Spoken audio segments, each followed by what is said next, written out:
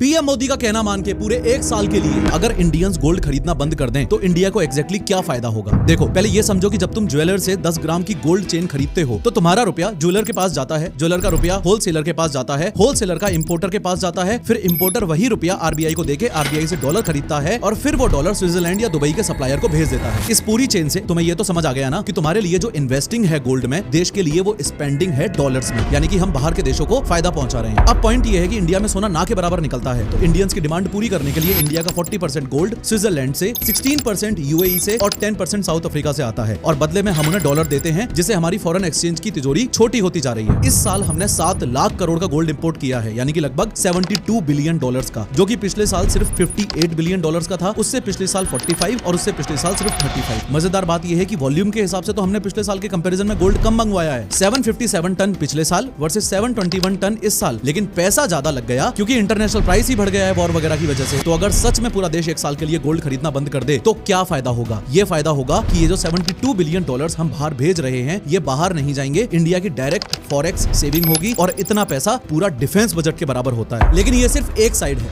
ज्यादा important side ये है कि 1 करोड़ से ज्यादा लोगों की नौकरियां प्लस देश का जीडीपी का 7% प्लस बैंक एक्सेट्रा, ये सब ज्वेलरी इंडस्ट्री पर डिपेंडेंट है, ये सब खतरे में आ जाएगा।